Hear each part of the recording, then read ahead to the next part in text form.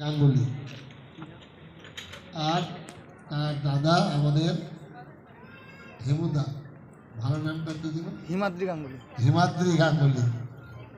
এই দুজনে ধরে রেখেছেন। তারপরে এখানে আমাদের আদিবাসী ভাই যারা আমাদের সঙ্গে যুক্ত, সুশীল মুর্মু, অমর মুর্মু, এরা এটাকে ধরে রেখেছিল এই গ্রামের সঙ্গে একটা সংযোগ। মাঝে অনেকটা আমাদের বিচ্ছিন্ন হয়ে পড়েছিলাম। তো গুরু মহারাজ এমনই একজন মহাপুরুষ, শুধু নন, তিনি একজন যুগস্রষ্টা, তিনি যুগত্রাতা, তিনি ভবিষ্যৎ দ্রষ্টা। এই মহাপুরুষের আসন যেখানে প্রতিষ্ঠিত হয়েছে,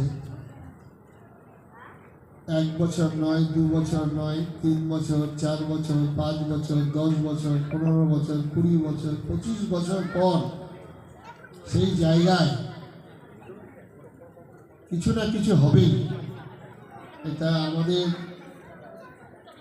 সাধারণ সম্বলহীন জীবনে আমরা এটা লক্ষ্য করেছি।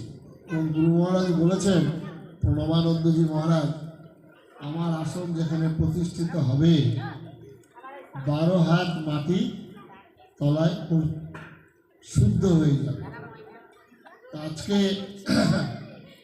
আমরা কল্পনাই করতে পারিনি যে আমি প্রচণ্ড ভীষণভাবে বকাবকি করতাম আমাদের বিম্বিসারকে।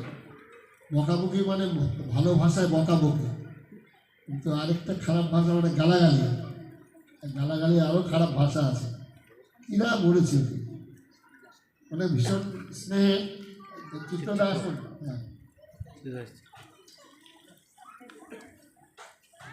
হ্যাঁ, ভীষণ স্নেহের। আর সুশীল তো ও ছোটবেলা থেকেই আশ্রমের সঙ্গে যুক্ত। আমাদের মধ্যে আরেকজন আসলেন চিত্তদা,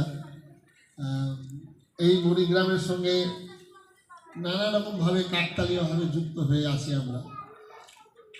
এই যে সাধক যেখানে তপস্যা করেন, কালকে একটা ভালো কথা বলছেন চিত্তদা আমাদের একটা আলোচনা সভায়, যে তপস্যা, আধ্যাত্মিক শক্তি কি জিনিস সেটা আমরা সাধারণ মানুষ আপনারা কল্পনা করতে পারছি না। আধ্যাত্মিক শক্তি যেখানে কোনো কালে কোনো মহাপুরুষের যদি অবস্থান হয়, সেই জায়গাটা কখনোই ধ্বংসকৃত হয়ে যাবে। তো সেখানে এই যে মণিগ্রাম, সেখান থেকে একজন সন্ন্যাসী হয়েছে।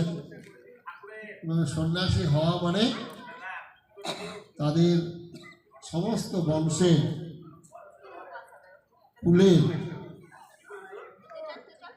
মুক্তি লাভ করা। বহু জন্ম জন্মান্তরের সুকৃতি এবং সৌভাগ্য বসে একজন সন্ন্যাসী হয়। বা যেই গ্রাম, যেই মা বাবার কোল থেকে উনি এসছেন, সেটাও ধন্য।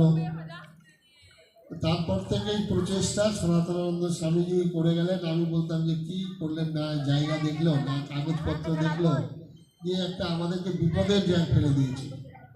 মাঝে বিম্বিসার খালি এই জায়গার চিন্তাতে, এই জায়গায় কি করে কোনো কাজ হবে, এই চিন্তাতে তার মানসিক অশান্তির মধ্যে পড়ে গিয়ে মাথার কিছু গোলমালও হয়ে গিয়েছিল। যাই হোক, ও একটু প্রচেষ্টা, তার সঙ্গে হিমাদ্রি উনিও খুব প্রচেষ্টা করেছেন। তার সঙ্গে যুক্ত হলো আমাদের এনটিপিসি, আমাদের সাগরদিঘির যে প্ল্যান্ট এনটিপিসি, তাদের সঙ্গে যোগাযোগ। এবং যোগাযোগটা করেছেন বিশেষ করে আমাদের ডক্টর সুব্রত বাড়ি, ডক্টর সুব্রত বারুই, আমাদের মোবাইল মেডিকেল যে আমাদের ইউনিট আছে তার ডাক্তার। সেখান থেকে ওরা একটা গ্র্যান্ট দেয় এইসব ছেলেপেলেদের থাকার জন্য, এদের লেখাপড়া শেখার জন্য। ওদের একটা ওয়েলফেয়ার ফান্ড আছে, সেই ওয়েলফেয়ার ফান্ড থেকে ওনারা দিয়েছেন। রঘুনাথগঞ্জেও আমাদের চিত্রদা এখানে আছে, এখানেও আমাদের মিলন মন্দিরে ওনারা দিয়েছেন। তাই ওনারা দেওয়াতে কাজটা খুব সফল হলো। আর একটা এখানে সবুজ লাইব্রেরি ছিল, সবুজ সংঘ পাঠাগার। তো এর মধ্যে ওটাও বিপ্লবী স্যার এবং হিমাদ্রি ওনারা যোগাযোগ করে ওই পাঠাগারের যে জায়গা যেখানে ছিল সেই জায়গাটাকে বিক্রি করে তার টাকাটাও এখানে নিয়ে এসে ঘর, এইখানে যে আমাদের আদিবাসী যাদের দুটো বাড়ি ছিল তো তাদেরকে বুঝিয়ে তাদেরকে পাকা ঘর করে দেওয়া হয়েছে। কারণ আমাদের আইনতভাবে আমাদের যেহেতু জায়গা, আমরা প্রশাসন দিয়ে আমাদের শক্তি প্রয়োগ করে আদিবাসীদের সহযোগিতা নিয়ে আমরা উচ্ছেদ করতে পারি, কিন্তু সেটা যেহেতু ভারত সেবাশ্রম সংঘ আমরা তা করিনি। তাদেরকে বুঝিয়ে তারাও আমাদেরকে সাহায্য করলেন, তারা এই জায়গাটা ছেড়ে দিলেন, ছেড়ে দিয়ে তাদেরকে পাশে জায়গা আমরা কিনে তাদেরকে পাকা ঘর, মানে যারা ওনারা পাকা ঘর হয়তো করতে পারতেন না, করে দেওয়া হয়েছে। দিয়ে আমরা এবছরই, আমাদের দেরি হয়ে গেছে, এই বছরই শিশু শিক্ষা কেন্দ্র আমরা চালু করেছি। তো আমরা এর পরবর্তীকালে আমরা আরও এনটিপিসির সঙ্গে যোগাযোগ করব, প্লাস আমাদের সমাজের মধ্যে যারা অর্থবান ধনী লোক আছে তাদের কাছে যাওয়া হবে সাহায্য নিয়ে। জায়গাটা যদিও ছোট হয়ে গেছে, এই ছোট জায়গার মধ্যেই আমরা শুরু করলাম কাজ। পরবর্তীকালে আরও আমরা চিন্তা ভাবনা করব। ছোটদের একটা শিশুদের পার্ক করা হবে, বাচ্চারা এই এলাকায় যারা আমাদের আদিবাসী ভাইরা আছে তাদের ঘরেই ছোট ছোট বাচ্চাগুলো তারা কেমন ভর্তি হয়েছে। এবার আমরা আশ্রমের পক্ষ থেকে বই এবং তাদের পোশাক, যেটা জামা প্যান্ট আমরা দেব। এর পরবর্তীকালে আরও চিন্তা ভাবনা করা হবে কী করে এখানকার উন্নয়ন করা যায়। এখন রাজশক্তি তো আমাদের হাতে নেই, আমরা যতটুকু পারি মানুষের সাহায্য নিয়ে এখানকার মানুষের সঙ্গে যুক্ত হয়ে আমরা এদের উপকার কল্যাণ করার চেষ্টা করব। এখন এই উপলক্ষে আজকে একটা আনুষ্ঠানিক দিন, আমাদের মানে মাঘী পূর্ণিমা, গুরু মহারাজের মানে প্রণবানন্দজি মহারাজের জন্মদিন।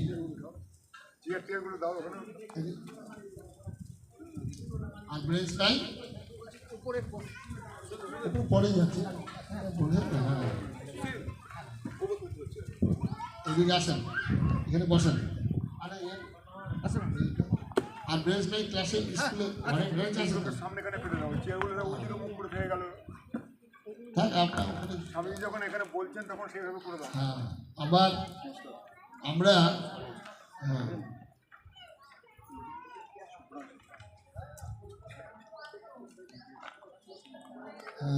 আমাদের নিয়ে যাবো এখন আপনাদের। হ্যাঁ, তো এই যে সহযোগিতা, তো ভারত সেবাশ্রম সংঘ তো একটা প্রতিষ্ঠান, কিন্তু মানুষের দানে, মানুষের সহযোগিতায়, মানুষের ভালোবাসায়, মানুষের টানে আজকে বহু জায়গায় এই সংঘ ব্রাঞ্চ তৈরি হয়েছে। সন্ন্যাসীরা তো বাড়ি ঘর ছেড়ে এসছেন, এরা আমরা চাকরিও করি না, এবং বাড়ি ঘরের যে টাকা পয়সা সম্পত্তি নিয়ে এসে এখানে কিছু করা সেটাও আমরা করিনি। মানুষের দিয়ে আজকে এরকম বিরাট একটা প্রতিষ্ঠান রূপে উঠছে। তো সব জিনিসই প্রথম দিকে খুব ক্ষুদ্র থাকে। আমাদের ঔরঙ্গাবাদে প্রথম যেটা হয়েছিল হিন্দু মিলন মন্দির খুব ছোট্ট আকারে ছিল, পরবর্তীকালে এখন বড় আকার হয়েছে। আমাদের মুর্শিদাবাদ জেলার প্রথম হচ্ছে ঔরঙ্গাবাদ, তারপরে হলো ফারাক্কা। ফারাক্কাও ছোট্ট জায়গা ছিল, সেখানে সেন্ট্রাল গভর্নমেন্ট তখনকার দিনে অতীশ সিনহা আর প্রিয়রঞ্জন দাস মুন্সি এই দুইজনকে ধরে সেন্ট্রাল গভর্নমেন্টের যে জায়গা ওখানে আছে ফারাক্কা ব্যারেজের, সেই জায়গা পাওয়া গিয়েছে 11 একর। সেই জায়গা নিয়ে মোট ওখানে আশ্রমের কাজ হচ্ছে। তারপরে হচ্ছে আমাদের রঘুনাথগঞ্জ।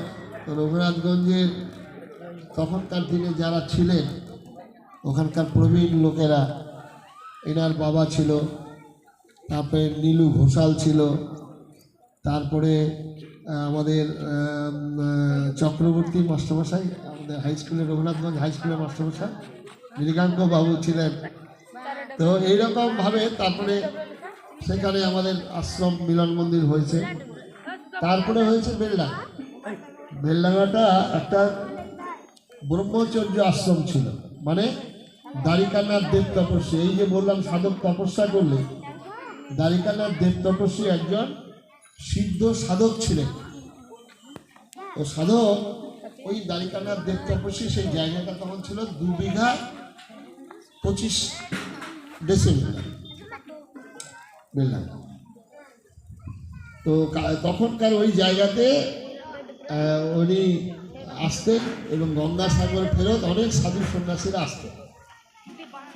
তো উনি দেহ রাখলেন, চলে গেলেন আপনার বীরভূমের যে এখন কলেশ্বর যে আছে ওখানেও একটা ওনার সেন্টার আছে। তারপরে আশ্রমটা নষ্ট হয়ে যায়।